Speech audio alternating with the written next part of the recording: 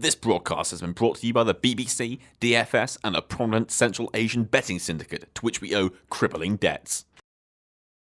The constituency of Warwick and Leamington. We drink here, we cut shapes at neon here, some of us even live here.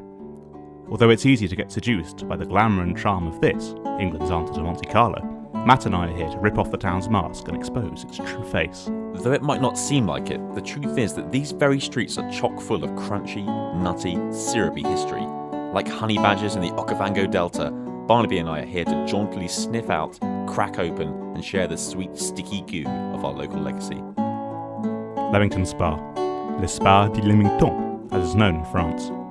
The town is home to the largest parish church in England, and more importantly, was once the stomping ground of Anthony Eden, long-time Foreign Secretary, short-term Prime Minister, and inspiring jazz pianist. He represented Leamington Spa between 1923 and 1957, when he stepped down as PM and as an MP. In a way, his career was like this river, largely based in Leamington, but unlike this patriotic waterway, Eden engaged in a series of fraught battles with Winston Churchill for the soul of the Conservative Party. Anthony Eden is most well known for his botched invasion of Egypt, or possibly his range of eyebrow products. In a plan vaguely resembling the plot of Scooby-Doo 2 Monsters Unleashed, Eden wanted to unleash Israel on Egypt to justify an invasion so we could take back the Suez Canal, which had been purloined by the big man of Egypt, your boy Nasser. But Eden had to ripcord that mother on account of the Botticelli of backstabbing Dwight David Eisenhower. The then US president tapped out of the invasion like so many forgettable iPhone games and left Eden high and very much dry, giving life to the Radiohead song released a mere 39 years later. Humiliated on the national scene, his career ended in ignominy. But what legacy did Anthony Eden leave in this constituency?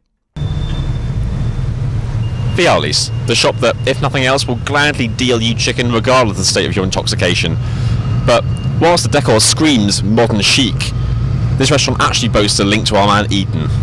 It's named after Paolo Viale, a close friend of Eden's who escaped Mussolini's Italy in his Foreign Office briefcase in late 1937. Upon being informed of the death of Il Duce, Viale threw a chicken leg in the air with glee. The chicken, already seasoned, landed in a vat of hot oil. Fried chicken was born.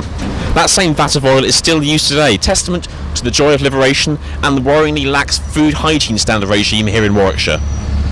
It's believed that a particularly dodgy night on Viale's chicken led Eden to exclaim, "We cannot agree that an act of plunder which would threaten the livelihood of so many nations should be allowed to succeed." Evidently, he thought 360 for 6 wings and chips was a bit of a rib. But Viale's isn't the only Leamington institution hiding an Eden collection. A little further north, we find the scene of one of his greatest triumphs.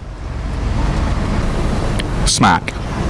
Anthony Eden frequented this nightclub during its previous incarnations as Bosch, Pow, Bash, and a short-lived spell as Ow, please stop hitting my face. It was here that the rock'em sock'em robots of the 1950s, Eden and Nasser, first met as youths. The music was loud, the Malbec was flowing, and they were introduced by a mutual friend. Nasser got a bit battered after necking 3 Jaegers, and foolishly chose to declare his intention on the Suez to the entire club at 2 a.m. Eden claimed this was bang out of order. Nasser pounced, starting the fight. Nasser had made a rookie error and didn't notice the fact that Eden was with his crew. Flanking Eden were Rab the Reach Butler, Harold Hammerhead McMillan, and the notoriously tough Duncan One-Punch Sandys. A passerby warned that fighting may lead to war with Egypt. "We are not at war with Egypt. We are in an armed conflict," declared Eden as he delivered volley after volley of punishing gut blows.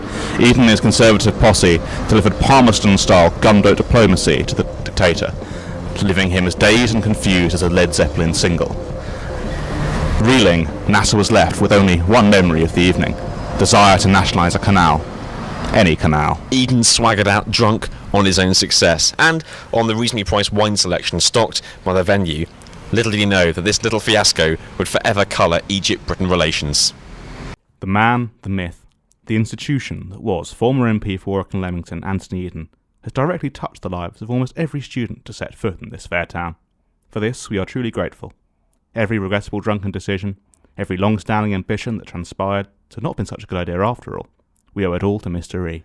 We hope that our amble up the alleyway of history has been in some way educational, or at least that it puts me in with a shout of writing the next official biography of the PM. Naturally, Such is the scale of this titanic figure in British political history that the truth merges with fable, meaning lots of what we've just said may be inaccurate.